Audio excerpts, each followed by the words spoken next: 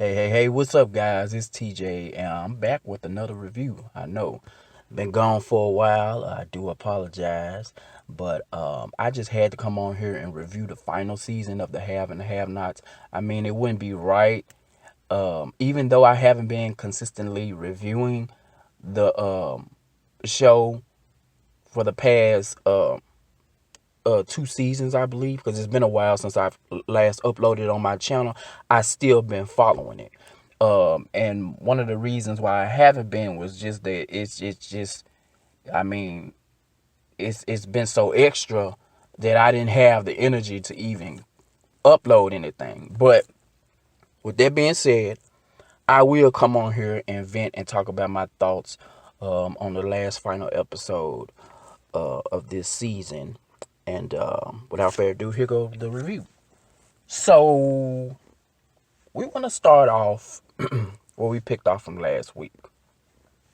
It's a continuation of Wyatt. He's in the middle of David's. I don't know if that's the living room or the foyer area. I don't know what it's considered, but he's in the middle of the floor, and basically he's OD. He's OD because he took some very, very, very dangerous meds that he stole from the hospital after he stripped Madison naked and left him on the floor. He took those meds and he just was popping those pills and he was just throwing them back like they was just snacks. And he finally went into cardiac arrest and his heart just stopped and he's in the middle of the floor. He's laying there and they trying to revive him and pumping him and everything. And Jim is all frantic and irate. He's trying to, he knows that this is Wyatt's last time. You can tell that in this scene that Wyatt is going to die just by Jim's reaction. That's what I got. Because Jim is not usually too quick to be as, emotional as he was in this particular scene. Which I thought was interesting because the minute that Wyatt Hart stopped, I knew that boom, his character is done. He's no longer in the season anymore. This is just it. Because we don't have, remember, mind you, we didn't have any episodes left. So I knew that Wyatt was pretty much gone. So they trying to pump and revive him. Madison is doing CPR on him or whatever until the ambulance gets there, and the ambulance arrives, and they're trying to do their job, and Jim is, as he should be. He's a father, whatever. He's concerned, and then he tries to come over there and do anything. I mean, but you can't really do much when you got a cast on one arm, and then you got the other arm that you probably don't even use. So we got that scene going on. Then we switch over to Candace and Benny. They running to check up on their mom, right? They want to go and check up on Hannah because Benny know that Sandy went to the house that he was staying at with Hannah. Now, how Sandy knew where they lived at, I don't know. But they are the Malones, so it's not hard for them to find out information. But at the same time,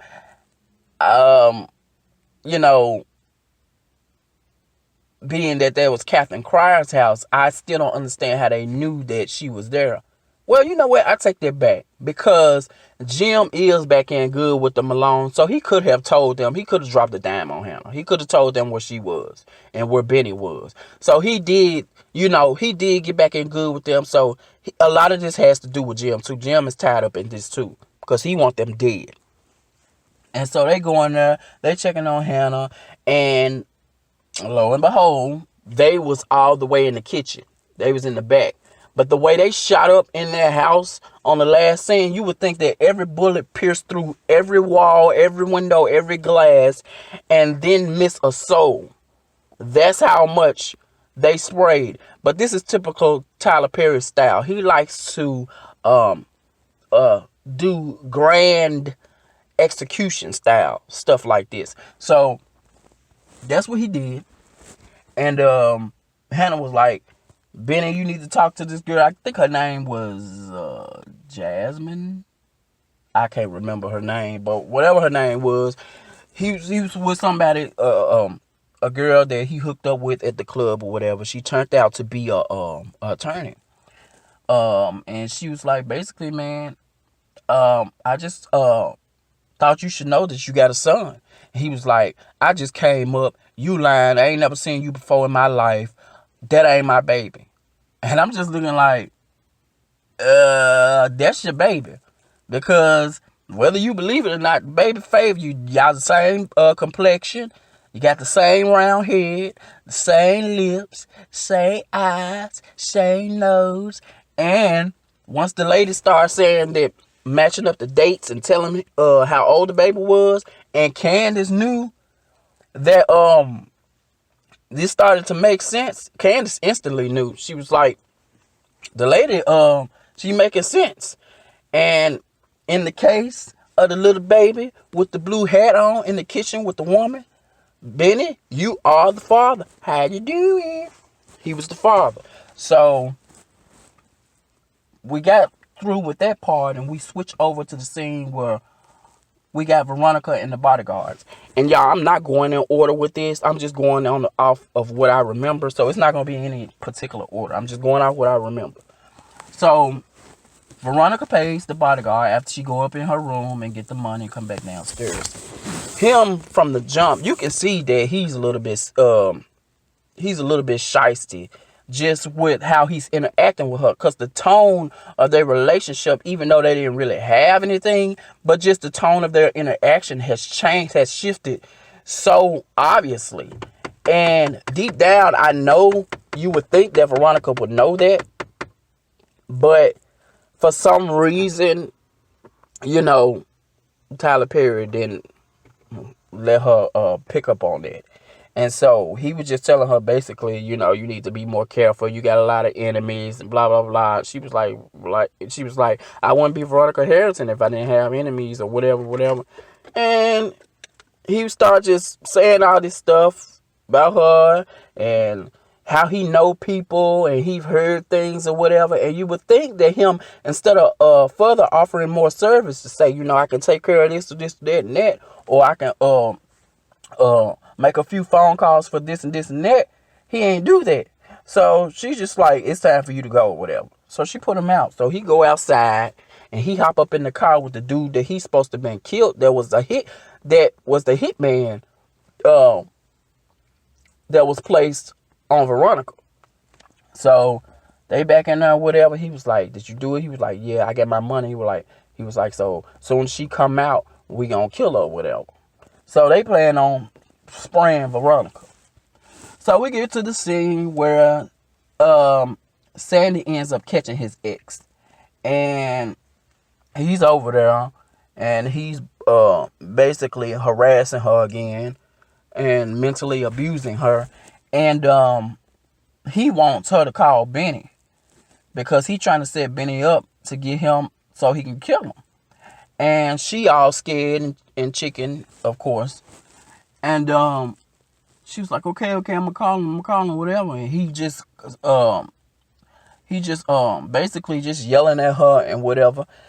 And she ends up calling Benny. She telling him that her ex found her. And Benny was like, where you at? Where you go? He immediately want to be put on his superhero cape. Now, he's saying that he finna come over, he on his way. And then she tells him that he is at the new house. At his new house, at Benny's new house that she had sold to him. And so Benny thinking that, and he's finna go over. He's like, okay, well, I'm on my way. But the part that I didn't understand is that Benny was so quick to jump and say, okay, I'm on my way, I'm finna come. But this man had just got through spraying up your whole mama house, looking for you, trying to get to you, trying to get you to come outside. And you didn't think for one second, if he found her, that he trying to get to you, that he trying to make sure you dead. If he found her and she calling you, didn't you stop to think that he might be standing in front of her, trying to get her to either, one, make sure you're dead, or two, if you ain't, make sure you can get where he can get you? Because mind you, when he was on the phone with the guy before he sprayed up Hannah's house, Benny wouldn't come outside, and he said he was gonna do what he had to do. So he knew Benny wasn't there, or at least he thought he wasn't. So again, Benny doesn't think, he doesn't have any sense in the world. So that happens, and we go to the next scene where Candace is going to see Mitch. Candace going to see Mitch because she wanted to talk to Mitch about how his brother attacked Benny or whatever. But he ended up coming after her mom. And Vinny's just sitting there like, at this point, Vinny has done all he can do. Not Vinny, Mitch. Mitch has done all he can do for them. You know, basically, the well has run dry with Mitch. Mitch he can't do anything. Vinny is in charge. Mama Rose is no longer in town. She's over here. She's retired. You know, she's in Florida. And apparently, word around town is that she was sick, but they didn't embellish on that. But basically, Mitch told her, he was like, Candace, it's nothing I can do. You need to leave or whatever. And she asked him all these questions. Did you know? He was like, yeah, I knew. She was like, how could you? Whatever. He was like, it's nothing I can do. And I'm looking like, it's nothing the man can do. This man has saved y'all but so many times. Ever since he stepped on the scene, he has looked out for y'all. And y'all have been ungrateful. Well, I ain't gonna say Candace has been completely ungrateful, but I know for a fact Ben has been ungrateful. This man has been trying to protect y'all ever since he been on here. This is the most undevalued character that is on the show. The most unappreciated character on the show. And that's why I have so much respect for Mitch. So they ended up dragging Candace down to wherever the place they took Mitch down to. So we get over to the next scene, guys. And in this scene, we got Catherine. She on the phone with Marty. She's telling Marty to get down there because they got some chick up in her cell with her, and she's supposed to be in there alone. And he was like, he gonna be on it. Marty is like the sorriest lawyer in history. I mean, everything you talk about, I'm on it. She was like, what does that mean or whatever? He was like, I'm gonna handle it. You've been supposed to get that lady out of jail since she stepped foot in there. At this point, Hannah has been in jail for 2 seasons. And at this point, I'm thinking, like, is she ever gonna get out? So after she got phone with him, she goes back to her cell, right? We go back to Candace. Candace is being delivered to Jim. So they throw her in the living room on the floor or whatever. She gets thrown in the living room on the floor to Jim. She was like, Jim, I'm sorry or whatever. She was like, I'll pay you back everything. He was like, I don't care about none of that. He was like, that was Wyatt's money or whatever. At this point, Jim he going for blood. He just lost his son. Amanda's dead. You know, they couldn't solve the mystery on who killed her. He felt like he lost everything. He know Catherine ain't got his back. And so he begins to grab and attack Candace. So we go back to the scene where Catherine's in the cell. She's talking to the diamond lady or whatever. And she was like, you don't remember me, don't you? She was like, no wonder they put me up in this cell with you. Because apparently Catherine had something to do with a family member of hers demise or whatever. And so she begins to try to attack Catherine. And Catherine trying to defend herself or whatever. But of course, you know, the thug lady overpowers Catherine. And she ends up wrapping some type of rope, a cord, I don't know what it was, around Catherine's neck. And she begins to strangle her. You know, she ties it around the pole, the bar, the cell bar, and she pulls it until Catherine is choking. So she's literally strangling Catherine, while everybody else in the background is just over there looking. Ain't nobody screaming for guard, for help, or nothing. This is just a normal, everyday thing that goes on in prison, because half of them got on orange suits anyway, so it really doesn't matter. So in that scene, she's strangling Catherine, and she's strangling her until she's unconscious, and we can only assume that Catherine is dead. So we get back to where to the scene where we get Veronica. Veronica comes out of the house, and the next thing you know, she gets sprayed. So she falls to the ground, so we can only assume that Veronica is dead. Then it jumps abruptly from that scene. We get to back to um Benny and what's his name, Sandy. So Benny and Sandy, they talking about, oh well, no, Benny goes to see the girl, Sandy's ex. She was apologizing. I'm so sorry. I'm this. I'm that. I'm that. And she leading him to his death. And she knows this, but he doesn't know this, which he should know this, but he's too stupid. So anyway, he was like, "What are you apologizing for? Don't be sorry." So here comes Sandy around the corner with the gun. And you know he's too chicken butt. He's such a coward. He can't fight his own battles. And Benny was like, "Come on, man, put the gun down. Let's settle this like real men or whatever." So Sandy was like, "Okay." So Benny think they finna throw up they finna catch a fade. He ready to run the fade with him again because he know he gonna do him in for the second time. So out of the blue, here comes Sandy and his boys. And Benny was like, no.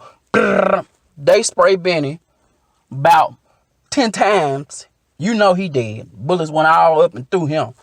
And so girl just crying or whatever. And they walk off or whatever. And I'm like, okay, this is just okay. What is really going on? So we jump back to the scene where we got Candace and Jim. Jim dragging Candace up the stairs. Now, mind you, Candace is weak, so she doesn't have enough strength or whatever. And he dragging her. She trying to fight him, but she can only do so much because, man, she just been pulverized by those really huge big men that dropped her off. So he dragging her upstairs or whatever, and he proceeds to throw her in the tub of water. Lo and behold, there's water already in the tub. And he is proceeds to try to drown her in the tub. And what's so funny about this scene is he's trying to drown her with one arm. And I don't even think it's his good arm. So he's proceeding to try to drown her in the tub. She trying to fight back as much as he can. He counted down 3, 2, 1 or whatever. And we can only assume that she's drowned, he killed. Next thing you know, Hannah comes in. She immediately knows there's blood on the floor. She was like, so she creeping up the steps. She creeping up slowly or whatever. She sees Jim sitting on the tub. And she was like, who is that? I guess from where she can see in the door, there is somebody's body that's up in the tub or whatever. And he was like, why don't you come and see or whatever? So she sees that it is Candace.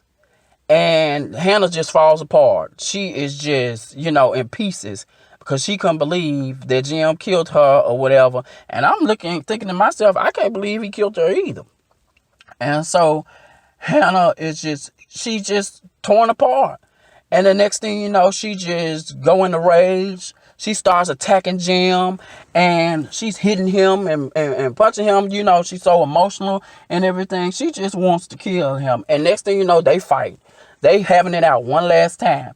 And for some reason, again, he's able to overpower her with one arm. Because mind you, he's down an arm. And I think it's his good one.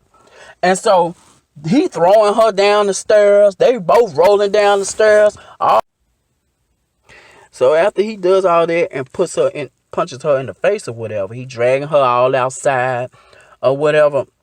And he was like, he gonna, no, he didn't drag her outside. She ran outside because she's trying to break free because he trying to kill her or whatever. He's still chasing her. He ended up getting to the car. Now, how did he ended up punching this car window and busting through that glass is unbeknownst to me.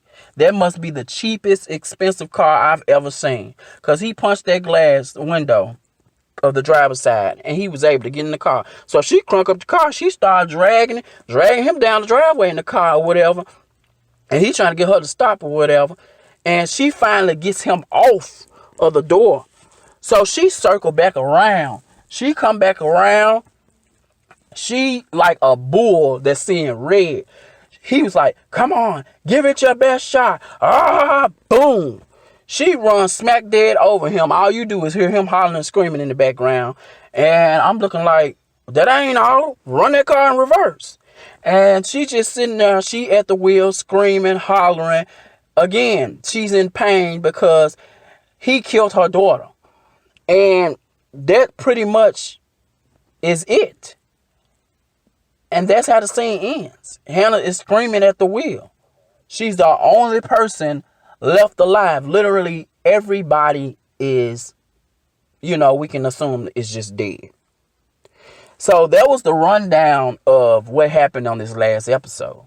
Now that I gave you the rundown, I want to give you my rant of my thoughts of what I thought about this season, what I thought about the previous season, and what I think about overall as someone who has supported this show.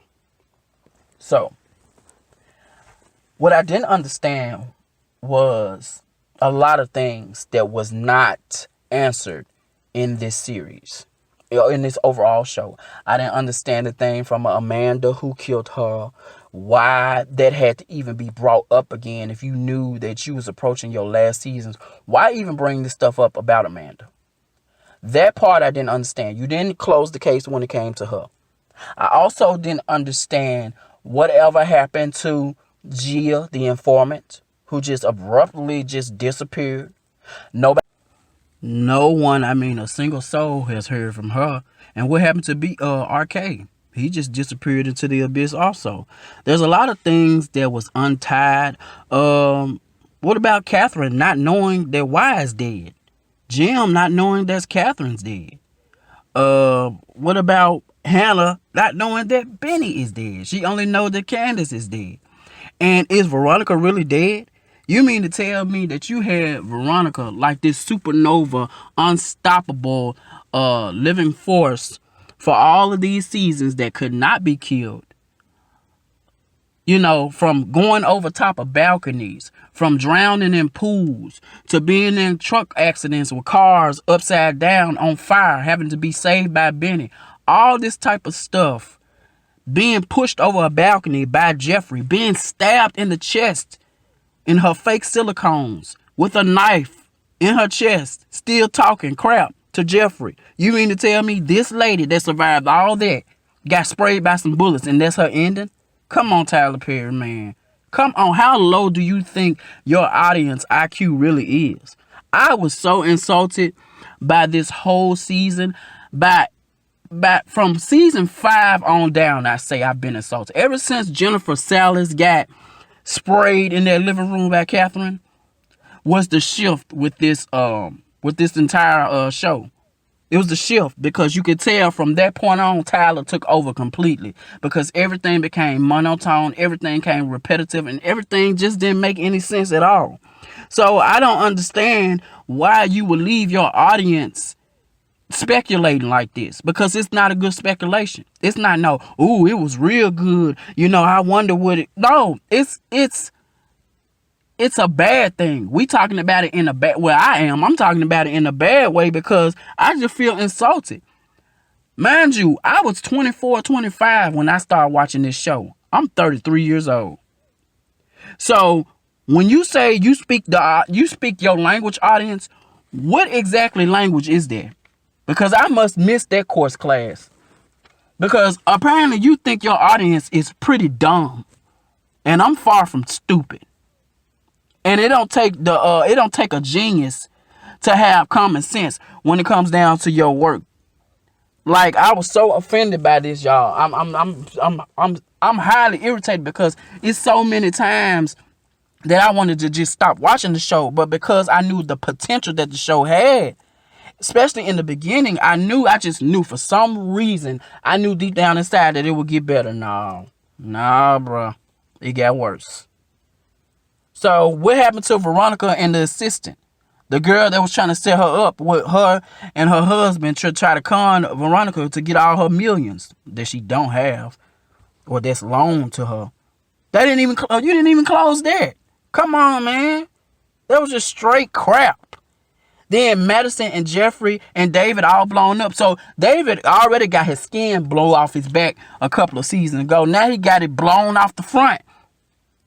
His whole face body is just in shambles. The whole Jeffrey and Madison thing, I didn't even understand that. Then you had Jeffrey character dumbed down so bad. But mind you, this man is one test short of having a psychology degree or whatever. Come on. Then you had let Wyatt live since the beginning of time. And he finally dies of an overdose. Wow, okay.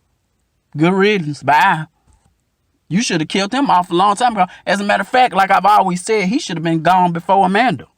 Because you could have done a lot with Amanda's character. Because of the situation of her because of her frame of mind, he would have had a lot of range working with her character. She would have probably been able to go up against the likes of Candace or Veronica, even though Candace was an influence on her. But by her having issues mentally, you could have really expanded on Amanda. Not to make fun of her or anything, but just to give a broader, just give a more broader perspective of how exactly mental illness and stuff could affect people. But I just thought that this was poor. And then for Candace to go out the way she went, mind you, this supposed to be the top dog. You took away her juice a long time ago, and you gave all of it to Veronica, which was supposed to be evenly spread between both of them. She's supposed to have been a mini Veronica. She's supposed to have been a lawyer. Very smart. So you mean to tell me that Candace was so dumb she went down there to talk to the Malones after she knew that they went out to kill Benny? So if they have to kill Benny, then you know they have to kill you too. He dumbed the characters down so bad. It's like I would have been offended as an actor playing this role.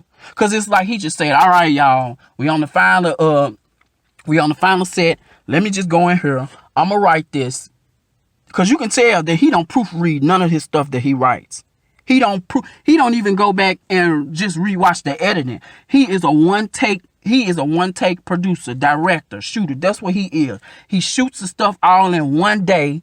He write it all in one day, and he don't go back over and look at it. What's wrong with going back to your previous seasons and seeing where did you write, where did you go to try to tie in to where you're going to go in the next season? What's wrong with that? What's wrong with bringing in another brain at the table? You want to talk about having a seat at the table, building your own table, whatever. You're the only one sitting at it. You're the only one writing at it. You're the only one producing at it. And you're the only one making money at it. You got all this money, but yet you cheap. Everything has went downgraded from this show. From the beginning to the end. When this show started off, it looked like a soap opera. It looked like a black soap opera. You low budgeted down so far, it looked like a cheap college DVD, straight to DVD series. That's what it looked like. Some people in training. Then your lighting has gotten horrible. You can tell everything changed. The lighting got horrible. The people's wardrobe, from the wigs to the clothes to just the actors, everybody you bringing in, nobody has worked on their chops. You only got a few vets up in there that knows what they doing. And I would have been highly offended if I've been acting this long in Hollywood and I've been on the scene this long and you give me a load of crap called scripts. So yeah, I'm on the rant. I feel some type of way because I've been watching this show from the beginning. And I'm offended by it. But I can tell you what, I'm not too offended to the point where I can't tell you that I can tell you right now. I know for a fact I won't be watching anything else that Tyler Perry production. I won't be watching it. I will not be supporting it. Them whack BET shows that he got, I won't be watching it. Whatever deal he got, I won't be watching it. Because this doesn't make any sense. You should just stick to comedy. Stick to plays. His plays are more better than his movies and his TV shows. Stick to what, stay in your lane. Because when you cross over stuff, you begin to tap into stuff. No wonder Spike Lee and them had so much criticism for you. Because they know how bad your work was. Now, this ain't come over here to bash you, but I'm just saying, man, come on. Like, somebody got to call you out on it. This was horrible. And I won't be watching anything else Tyler Perry anymore. So that's all I had to say about that. And then another thing, when the man came in to give Jeffrey the box, because I forgot to add that part in. When he came to give Jeffrey that gift, talking about his brother wanted him to have it, and it blew up. You mean to tell me that the security at the door didn't check the box, didn't ask him no questions what's in the box or none of that? But he's supposed to be top security, some trained professional. And then when the house blew up and stuff, where was the security? Because he's supposed to be outside. So you mean to tell me that whatever that crazy dude was, brother, was able to walk away unscathed? Nobody else? This is crazy to me. It was so stupid. Very stupid. And then I guess all of them dead. Y'all, that was my review and my rant on this show. And my last review and rant on anything Tyler Perry, because I won't be supporting him anymore. I felt like all the years that I put into supporting him has just been a bust. It's been a waste. It went down the drain. I feel like he just spat in the face of all his audience. And to each his own. If you want to support him, you go ahead and support him. That's your choice. But I do things the way I want to do them, and you can do things the way you want to do it. But for me, this is the last time that I'm ever watching anything that he has to do in it. I'm going to make sure that and then on the credits, y'all, this man had the nerve to put thank you. Nigga, what? Thank you? You should have been putting screw y'all, because that's what you did. You screwed us over. You screwed your entire audience over. Gonna put some thank you. That's all we get. And to pick it off what somebody said he could have did a 2-hour finale. Yeah, you could have did a 2-hour finale. Tell me you was in contract with Oprah's horrible. Alright, y'all, I'm done ranting about this show. Tell me what you thought. What your thoughts below. Make sure you like and subscribe. And I'll talk to you next time.